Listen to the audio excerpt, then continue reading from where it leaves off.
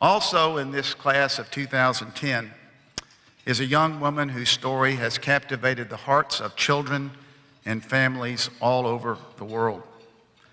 Living in a remote village in Uganda, Beatrice Biira and her family received a goat from Heifer International.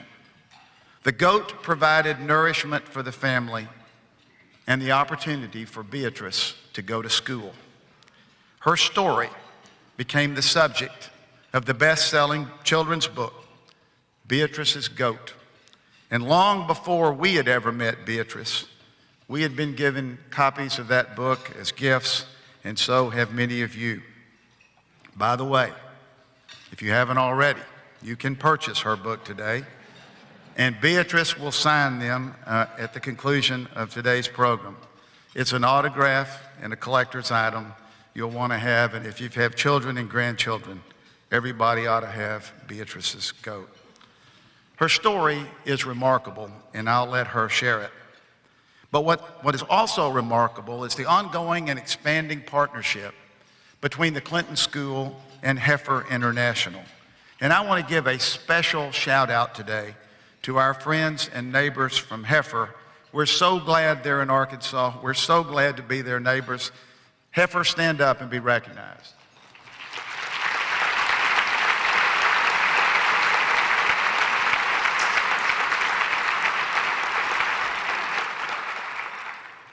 Today, with your generosity and at one luncheon and in a tough economy, we've netted over $85,000 in scholarships. Netted $85,000.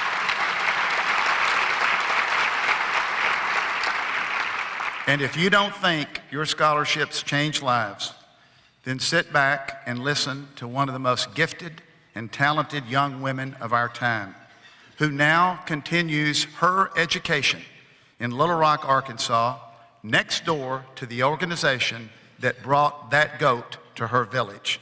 Ladies and gentlemen, the first Clinton School student ever to deliver a major Clinton School address. Would you welcome Beatrice Biira?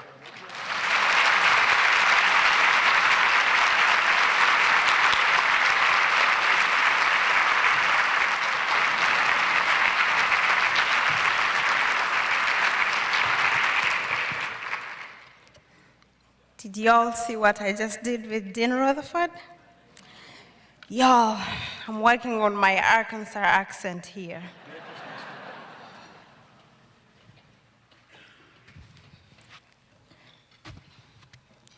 Thank you, Dean Rutherford, for that wonderful introduction. And I thank you all for coming, and I also would like to personally welcome you in your respective capacities. The words I'm about to share with you right now are words that is a story, are words that are going to convey to you a story that any struggling poor parent out there in the third world, or even here in the US, is going through, or a story of any other poor struggling child would be going through. Last night, I attended a National Issues Forum on healthcare at the Clinton Library, and one of the approaches we were discussing were providing healthcare was, what if healthcare was provided to everyone in the US, to every American citizen as a right? And I thought to myself, wouldn't we all like to say that children everywhere deserve the right to live, deserve the right to have all the love and care from their parents? Don't children deserve the right to receive an education? And don't those parents deserve the opportunity and the right to provide all the love to their children? And it reminded me so much of my story. Well, let me first orient all of us here about where I come from. I do not want to make any assumptions, and I do not want to tell you a story about one doctor I visited one day, and I was very surprised when I mentioned to him I come from Uganda. I was very surprised to where he thought Uganda was. So for those of us out there who are not really geographically oriented, I know I'm not when it comes to the US.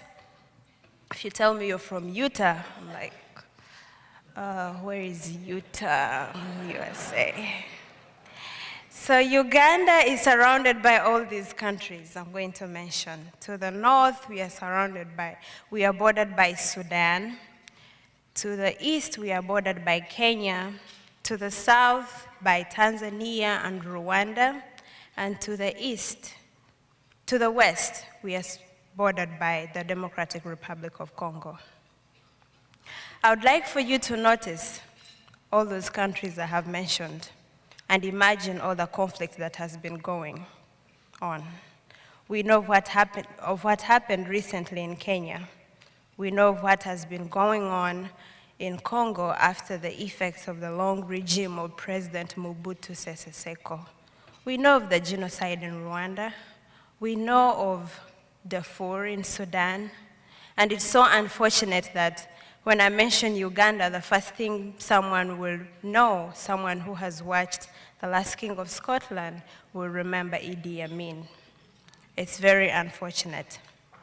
And so I grew up, I was telling a friend of mine that I have stepped back from telling people that that I come from a poor village.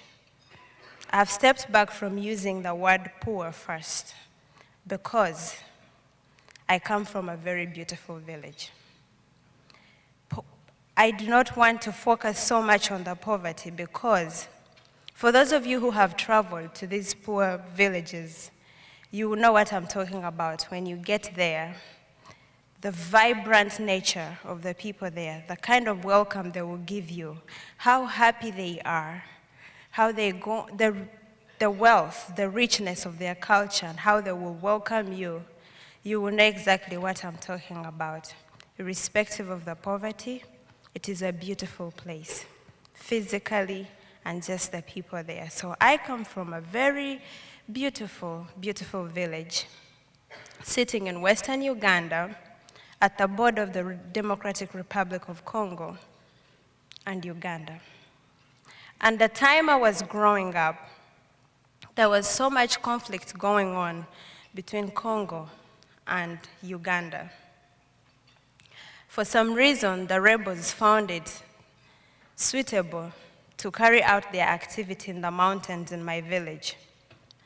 And trust me, I have grown up through nights when at around 3 a.m., all of a sudden shooting started from everywhere.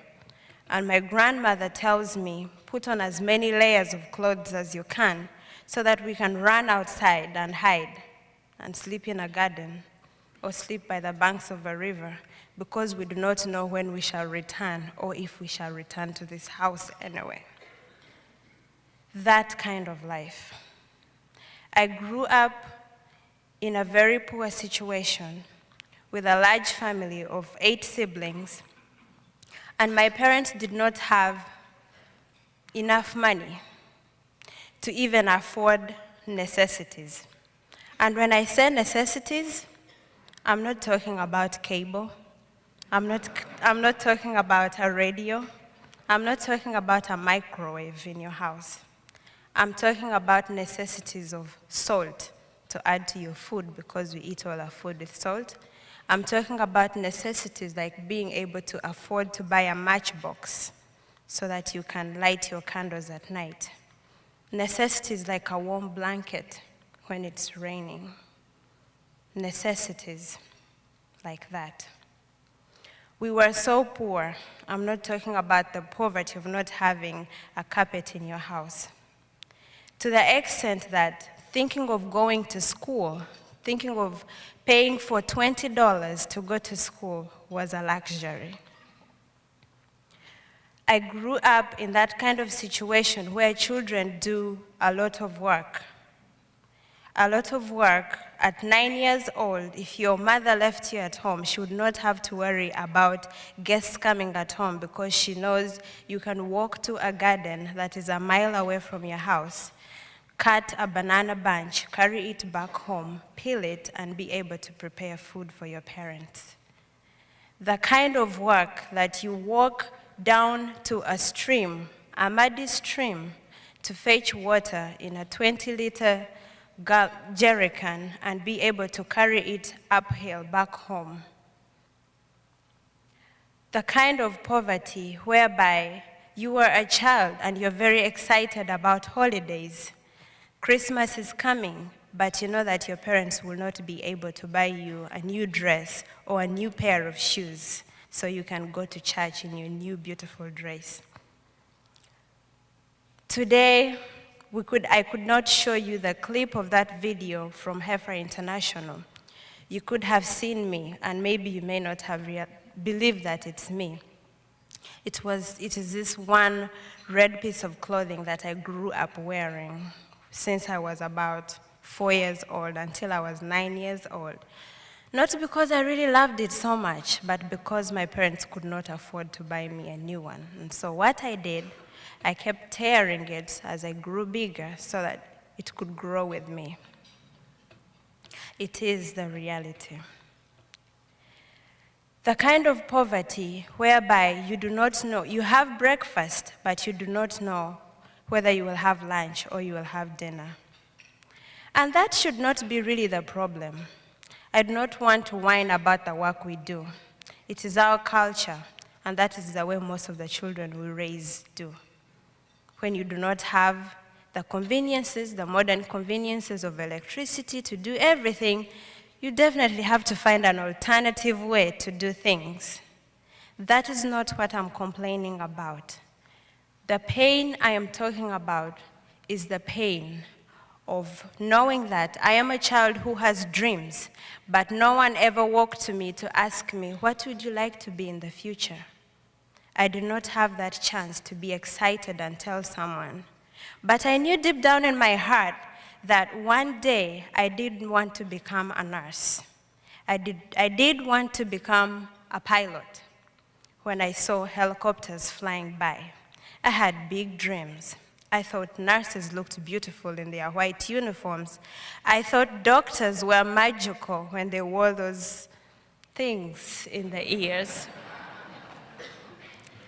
I really wanted to be able to speak that language that children who walked by my home every day were speaking. They were speaking in a foreign language that I did not know. And I thought, oh, how cool. I really would like to be able to learn how to speak that language. But I was running out of time. I was 9 years old, and my parents would not listen to even a single plea of me wanting to be able to go to school.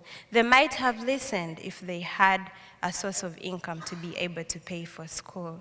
In Uganda, if you want to send your children to school, you have to be able to pay for their school tuition and buy them uniforms and books. And I'm really talking about an amount that is about $20 to cover the cost of everything. I'm talking school tuition plus uniforms and books. But they still could not afford that. Given that, on a good day, if they took produce to the market and were able to sell it, the maximum they would get out of it would be $2. Imagine how much it would have taken them to save me money to go to school. But one day, this wonderful project came into my village.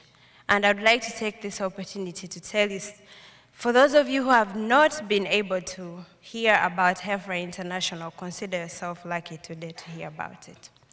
Heifer is an over 60-year non-governmental organization that has helped to alleviate hunger and poverty in the most amazing way out there in the developing world, and even here in the US. And they do that by giving all sorts of livestock to farmers. They train them, give them the livestock, and this really started with a simple idea of a farmer who thought that people should be given a sustainable source of food and income other than immediate relief. And that is exactly how the heifer model works. They train you and give you the livestock, whether it's a cow or a goat. In my case, it was a milking goat. And we got immediate relief, which was milk that we drank every day. You know, we take it for granted here because we are so lucky to have, at least when my milk is done in my fridge, I know I can run to Walmart and get another gallon of it. Those are the things we really take for granted here, but it's so unfortunate that even such an essential dairy product lacks in the daily nutrition of children who need it most to grow. And even when you think about the amount of milk the goat produces, it's really little, but adding it to a cup of porridge every day, a saucepan of porridge that is going to be shared by 8 children on a daily basis makes a whole lot of a difference. And so by selling the goat's milk and selling some of the kids, I was able to save enough money within 3 months of receiving that goat from heifer, and I was able to pay for my school tuition. But here's the funny thing with a heifer gift. I was very skeptical the very first time they brought in these goats. You know, in my culture, we do not have the culture of petting animals. So when they tell me we are going to receive the gift of a goat from heifer, I tell my mother, what kind of a gift is a goat? Sincerely. Who needs a goat at this time? I really thought that my mother was going to tell me, someone is going to come and give you a gift of school tuition, and someone is going to buy you a uniform. Someone is going to buy you books, and you're going to be able to go to school. And she comes and tells me it's a gift of a goat. Like as if that is not enough. She says, this goat is an exotic kind. It needs to be kept in its pen. We need to bring its water and food to eat. Oh, wow. But as soon as she says, it's a wonderful gift because we shall sell its milk and we shall be able to get money and you will be able to go to school. At the mention of school, I told her I'm in. And it really did not take long to save the money from selling this goat's milk, and I do not remember being any more happier than the first day I proudly wore my yellow shirt and blue skirt and walked to school for the first time. I was 9 years old, but I did not care sitting in a class of 4-year-olds who were in their first grade as long as I went to school and was able to learn that language that they spoke. It was English. I never spoke in English when I was 9 years old, but in our school system, they teach us in English because Uganda was a British protectorate. So I went to school, and there I was, and I progressed so well, and I even managed to make the best grades at the last class of primary school, and I thought I was done. I did really well, but secondary school education was very, very expensive. But I had made lots of friends in the US who helped me make applications to schools here in the US, and that is how I managed to come to the US for the very first time in 2003, and I did a postgraduate here at Northfield Mount Hermon in Northfield, Massachusetts, before I joined Connecticut College, also on full tuition, full scholarship. It's a private school, very expensive, $42,000 per year. Where in my wildest dreams would my parents have been able to make all that money to send me to school? And so I ended up in Connecticut, very beautiful place, which I absolutely miss. Love the Northeast, hate the snow. How do you live in this kind of environment? That is all I thought to myself the first time I came to the US. I was excited about the pizza, the McDonald's, and everything, but The weather, whew, I'm glad finally warm weather here in Arkansas.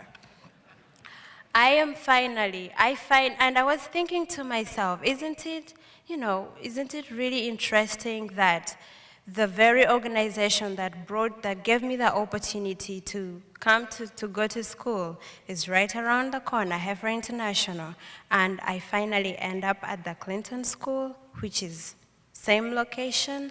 I first heard about the Clinton School at a meeting where I met Dean Rutherford and where I met Mrs. Bibi. I was speaking to a group of people about what the kind of education I have gotten, how important it has been to me. And Michaela, I think you are in the audience. You would not know this, but you are the person who asked me that question at the end, Beatrice, what would you like to do for your future? And I answered to you that I would like to continue my education, but I am lame financially. I can never be able to afford graduate school.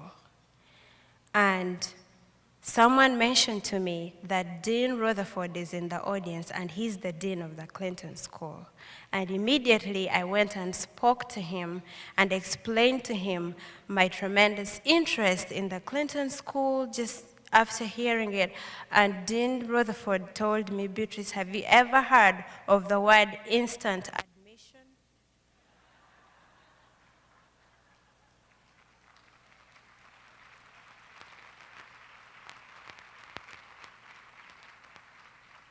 That is the best phrase so far I have had in my life. Thank you, Dean Rutherford. And so I continued to apply to the Clinton School, and here I am today. And when I think back, I imagine so many things that could have gone wrong that I would not have made it this far. We all know about the corruption, the levels of corruption that happen in our country. In our countries, we receive financial aid, but because of all the bureaucracy and all the institutions that the aid has to go through before it gets to the actual project is a lot. This goat could have died. The Clinton School could have refused to give me a scholarship. Connecticut College could have refused to give me a scholarship based on so many reasons. And thinking back of the situation of people in my village, anything could have happened. I could have suffered from a disease and would not have been able to pay for my medication. I could have been another teen mother. I cannot tell you how many girls struggle to go to school, and they reach somewhere in their school they cannot afford to pay to push it further, and they drop out of school just because they cannot afford it. But when they drop out, the next thing they're forced to do is to get married at a really young age, 16-year-olds. My age mates, I have seen them at home, not by choice, but right now they have about 3 children or 4 children. It's not bad to have children, but they are very bright minds. They are very bright people that we have lost, whose resources we could have utilized in another way, but they could not afford to continue their education. And so I am really privileged. I have been in the Clinton School for only a month, but I cannot tell you the level of excitement I have to be in this class. We have such a diverse group of students, class of 2010, you know what I'm talking about. Very rich discussions, and some of these classes, have you ever taken classes whereby they give you handouts and you just read them and the next thing you just want to do is put them in a bin? I feel really different for this class. Some of these classes, decision analysis, Professor Al Bavan's class, some of those manuals that we read about how to make decisions, how do you assess needs of a community, how do you establish a project. I feel like just stacking them somewhere and keeping them because I feel like this is what I exactly need to go, and I don't know whether in real life you need to use manuals to go, but that is how I feel. I feel like keeping these handouts because they are so interesting. I cannot tell you the level of excitement I have. And our professors are really, really good professors, in all honesty. I am really privileged to be in this class and to be here, and I thank the Clinton School for giving me these wings, for giving me the opportunity to spread my wings and fly as high as I can. And wherever I will land, I know that I'm going to be able to go back home and make a positive change there.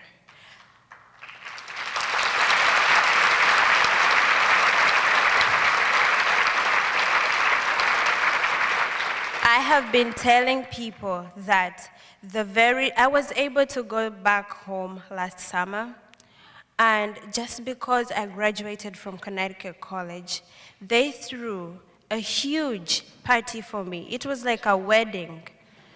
I was in tears the whole celebration, seeing how the whole village took this. I really just thought that, it is 4 years at Connecticut College. And finally, I walked out with a paper. So I just saw how much it meant to them, and it even adds more. And seeing how much they expect from me, it adds more on my shoulders, the responsibility that I have to go out there.